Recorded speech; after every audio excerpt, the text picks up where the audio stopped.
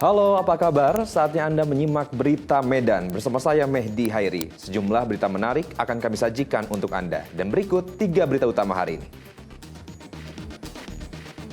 Ratusan karung beras bersubsidi terjatuh dari atas truk di lintas Sumatera, Kabupaten Batubara. Freddy Simangunsong, suami Wakil Bupati Labuhan Batu, jadi tersangka pencabulan. Saya ajak Anda melihat agrowisata kebun anggrek di Kecamatan Tiga Dolok, Kabupaten Simalungun.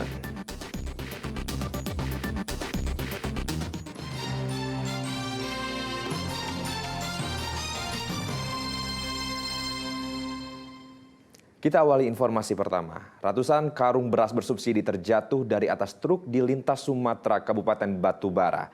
Warga berupaya mengambil tumpahan beras yang tumpah untuk dibawa ke rumah. Polisi yang tiba di lokasi kejadian mengimbau warga agar tidak melakukan penjarahan.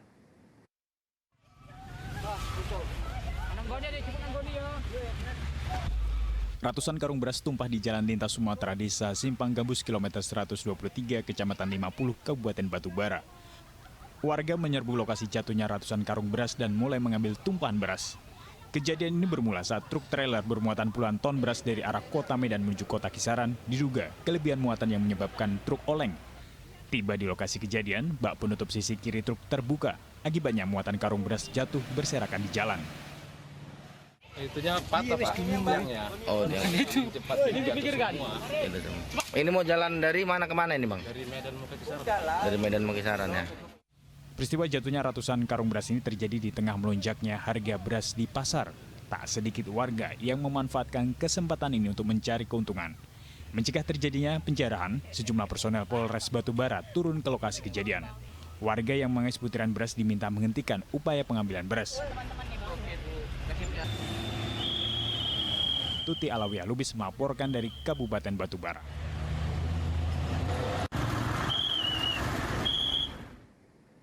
Kenaikan beras dalam sepekan terakhir disambut kepanikan warga. Pemerintah Kota Medan melalui PD Pasar menggelar pasar keliling sebagai operasi menstabilkan harga beras. Puluhan warga telah lebih dulu mengantri di sekitar Jalan Flamboyan, Kecamatan Medan Selayang sebelum mobil pasar keliling pengangkut beras, minyak, dan gula tiba di lokasi. Mobil pasar keliling ini diserbu warga menyusul kenaikan harga beras mencapai 10 hingga 20 ribu rupiah untuk kualitas premium di pasaran. Di pasar keliling ini beras SPHP Bulog 5 kg sepaket dengan minyak kita dan gula dihargai 77 ribu rupiah. Maksimal satu warga diberi pembatasan 2 paket dalam 1 kali pembelian. Meski demikian, pemerintah Kota Medan belum mensyaratkan dokumen identitas pada pembelian paket beras minyak dan gula. Sri Mulyani, warga Medan Selayang mengaku ikut mengantre untuk membeli harga lebih murah dibanding harga di grosir, yang lebih mahal antara 10 hingga 20 ribu rupiah untuk kualitas premium. Kalau beras kemarin saya beli sampai 10 ribu. Iya, ada jualan di Facebook kan, berasnya bedanya sampai 10 ribu. Kalau gula sama minyak ya beda 500 rupiah. Kepanikan pasar atas kenaikan beras kemungkinan masih akan berlanjut. Pemerintah Kota Medan telah menyiapkan 4 mobil pasar keliling. 3 diantaranya disiagakan di pasar tradisional. Hanya 1 mobil yang akan dioperasikan bergiliran per kelurahan dengan kapasitas 3 ton beras sepaket dengan minyak dan gula seharga Rp77.000 per paket. Tapi di sini kami Pasar punya inovasi buat terobosan. Kita buat pasar murah keliling ini sudah berjalan di 9 kecamatan. Kami selalu komitmen akan melakukan di 21 kecamatan dan di 151 kelurahan. Dan ini dalam artinya kami akan menjalani ini untuk menekan inflasi terkhusus bahan pokok. Dan di sini kami jual beras, minyak, dan gula. Dan sampai saat ini kami harga masih jual sesuai dengan harga head yang ada di pasaran. Pasokan beras untuk pasar keliling ini telah mengalami penambahan kuota dalam 3 hari terakhir, terutama sejak harga beras mencapai harga eceran tertinggi. Pembatasan ekspor beras akibat badai El Nino oleh sejumlah negara, termasuk India dan Myanmar, berdampak tsunami beras bagi sejumlah negara. Indonesia salah satu negara yang terkerek kenaikan harga. Tuti Alawiyah Lubis melaporkan dari Kota Medan. Pasca bentrokan berujung pada tawuran yang melibatkan 2 organisasi kepemudaan di Belawan, Kota Medan, polisi menangkap 3 pemuda Dari 3 pelaku, 1 diantaranya merupakan anak di bawah umur dan ketua dari masing-masing organisasi kepemudaan masih dalam pengejaran petugas.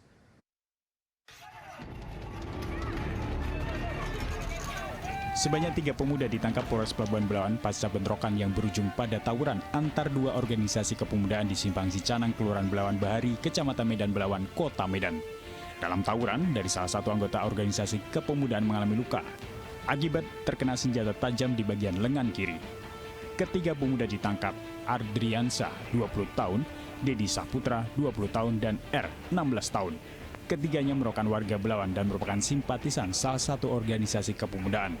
Mereka menyerang menggunakan batu dan senjata tajam dalam tawuran. Selain ketiga pelaku, petugas juga menyita 2 bilah senjata tajam berupa celurit dan pedang yang digunakan pelaku saat tawuran. Penyebab dari terjadinya tawuran tersebut adalah adanya sekelompok dari salah satu OKP yang akan mendirikan pelang, kemudian pada saat akan mendirikan pelang, tiba-tiba ada dari satu kelompok OKP yang lain melakukan penyerangan. Kini petugas Polres Pelabuhan Belawan masih melakukan penyelidikan dan memburu 4 orang pelaku pemukulan dan pembacokan. Diduga masih bersembunyi di sekitar Pelabuhan Belawan. Polisi juga meminta masyarakat untuk tidak mendukung tindakan kriminal ini dengan turut menyembunyikan para pelaku. Muhammad Hamdani melaporkan dari Kota Medan.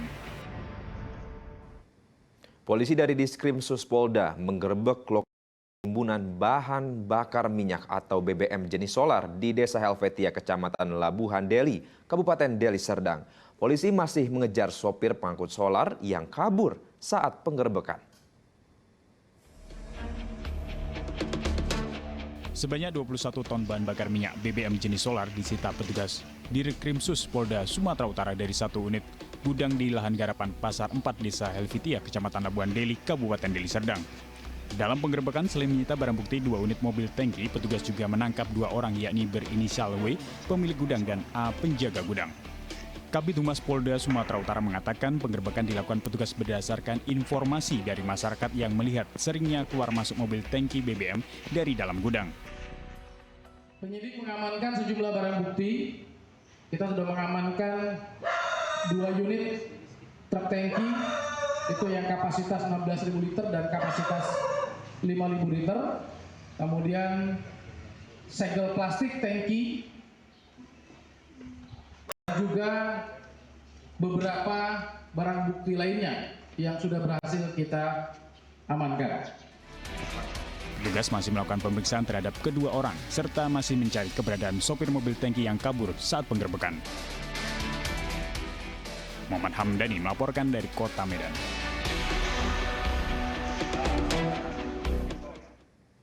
Kecewa, pengurus Dewan Perwakilan Daerah Partai Demokrat Sumatera Utara menurunkan baliho bergambar Anies. Tindakan ini merupakan bentuk kekecewaan pencalonan Anies sebagai capres berpasangan dengan Muhaimin Iskandar, Ketua Umum Partai Kebangkitan Bangsa. Keputusan Caimin menjadi cawapres Anies jadi batu sandungan bagi Partai Demokrat.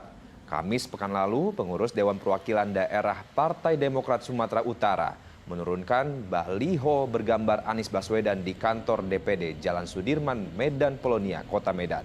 Pencalonan Caimin dinilai sepihak, bahkan merupakan bentuk pengkhianatan terhadap partai. DPD Demokrat Sumatera Utara menyatakan Partai Nasdem sewenang-wenang mencalonkan nama Muhaimin Iskandar tanpa menyertakan 2 partai lainnya, yakni PKS dan Demokrat. Dalam menentukan cawapres dan langkah-langkah menuju kemenangan yang kita sepakati dalam Jaga Koalisi itu, kita harus diskusi satu sama lain. Jangan Nasdem juga merasa lebih tinggi dari Partai Demokrat. Nggak ada cerita itu. Artinya kecewa, Bang? Wah, saya kecewa. Kalau saya kecewa benar. Karena saya wakil bendahara umum sebelum menjadi ketua DPD. Saya masih tinggal di Jakarta. Kami kebetulan di Partai Demokrat, saya bersama Yuda ini komunikasi intens sekali ke DPP. Kami tahu bagaimana Partai Demokrat ini berjuang menjaga betul arah jalan koalisi ini supaya nggak diganggu oleh pihak-pihak lain.